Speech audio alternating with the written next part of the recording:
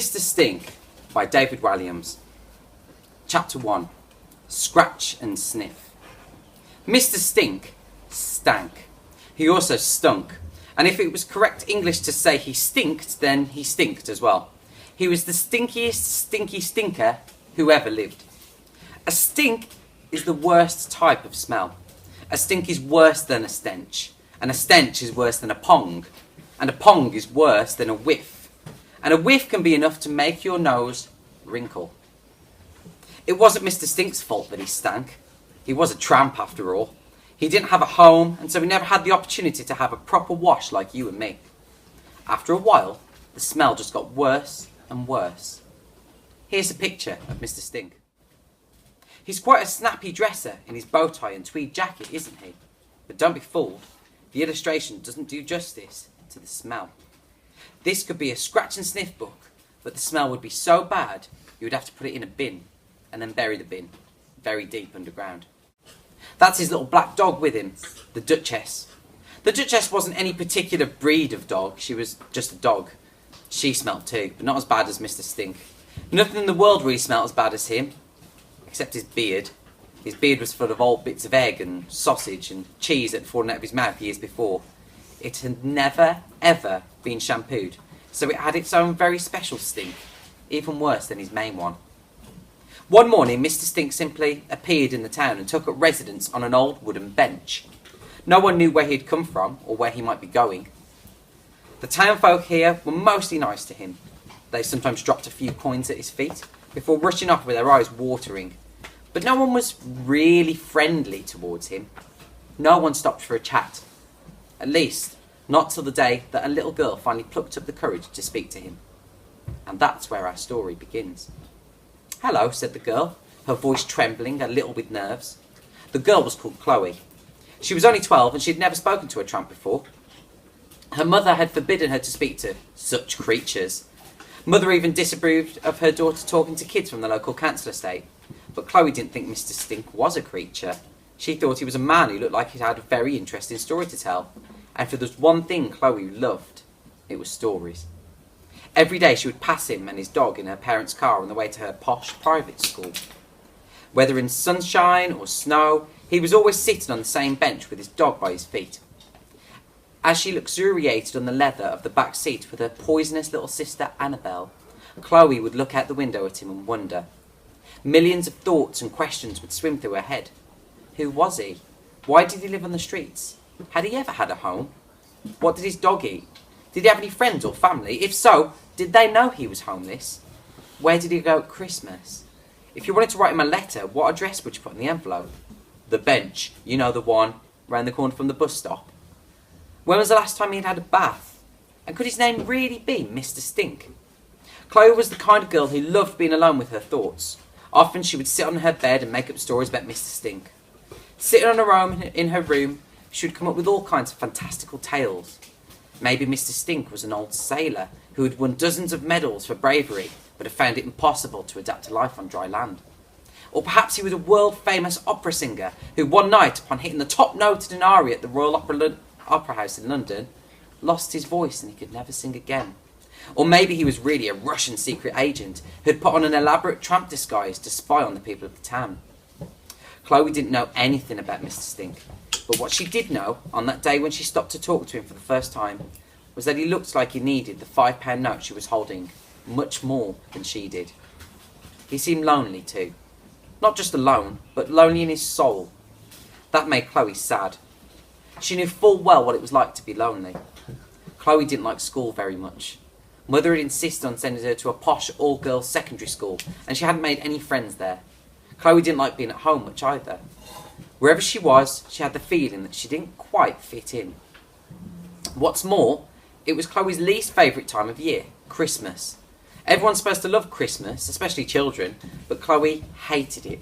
She hated the tinsel, she hated the crackers, she hated the carols, she hated having to watch the Queen's speech, she hated the mince pies, she hated that it never really snowed like it's supposed to, she hated having to sit down with her family to a long, long dinner, and most of all, she hated how she had to pretend to be happy just because it was December 25th.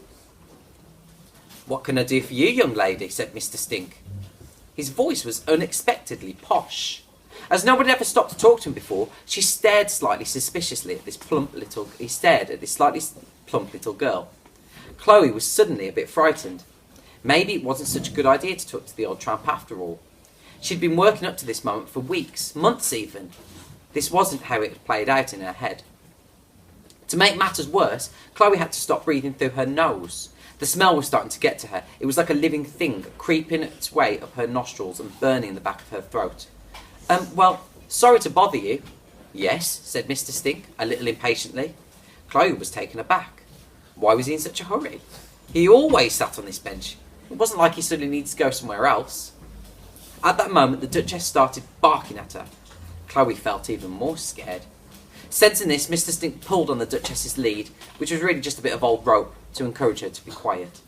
Well, Chloe went on nervously, my auntie sent me £5 to buy myself a Christmas present, but I don't really need anything, so I thought I'd give it to you. Mr. Stink smiled. Chloe smiled too. For a moment, it looked as if he was going to accept Chloe's offer. Then he looked down at the pavement. Thank you, he said. Unimaginable kindness. But I can't take it. Sorry. Chloe was confused. Why ever not, she asked. You are but a child. £5 is too generous. I just thought... No, it's really kind of you, but I'm afraid I can't accept. Tell me, how old are you, young lady? 10? 12, said Chloe loudly. She was a little short for her age, but liked to think she was grown up in lots of other ways. I'm 12, 13 on January the 9th. Sorry, you're 12, nearly 13. Go and buy yourself one of those new musical stereo discs. Don't you worry about an old vagabond like me, he smiled. There was a real twinkle in his eye when he smiled. If it's not too rude, said Chloe, can I ask you a question? Yes, of course you can. Well, I'd love to know, why do you live on a bench and not in a house like me? Mr. Stink shuffled slightly and looked anxious. It's a long story, my dear, he said. Maybe I'll tell you another day. Chloe was disappointed. She wasn't sure there'd be another day. If her mother found out she was even talking to this man, let alone offering him money, she would do a nut. Well, sorry for bothering you, said Chloe. Have a lovely day. As the words came out, she cringed. What a stupid thing to say. How could he possibly have a lovely day? He was a smelly old tramp and the sky was growing gloomy with black clouds. She took a few paces up the street, feeling embarrassed. What's that on your back, child? Called out Mr. Stink. What's what on my back? Asked Chloe, trying to look over her shoulder. She reached round and tore a piece of paper from her blazer. She peered at it. Written on the piece of paper in thick black letters was a single word. Loser. Chloe felt her stomach twist with humiliation. Rosamond must have sellotaped it to her when she left school. Rosamond was the head girl of the cool gang. She was always bullying Chloe, picking on her for eating too many sweets, or for being poorer than the other girls at school, or for being the girl neither team ever wanted on their side in hockey matches. As Chloe had left school today, Rosamond patted her on the back several times, saying, Merry Christmas, while all the other girls laughed. Well, now Chloe knew why. Mr. Stink rose creakily from his bench and took the paper from Chloe's hands. I can't believe I've been going round with that on my back all afternoon, said Chloe. Embarrassed to feel tears welling up, she looked away, blinking into the sunlight. What is it, child? Asked Mr. Stink kindly. Chloe sniffed. Well, she said, it's true, isn't it? I really am a loser. Mr. Stink bent down to look at her. No, he said authoritatively. You're not a loser. The real loser's the person who stuck it to you in the first place. Chloe tried to believe him, but couldn't quite. For as long as she could remember, she had felt like a loser. Maybe Rosamond and all those other girls in her gang were right. There's only one place for this, said Mr. Stink. He screwed up the piece of paper and, like a professional cricketer, expertly bowled it into the bin.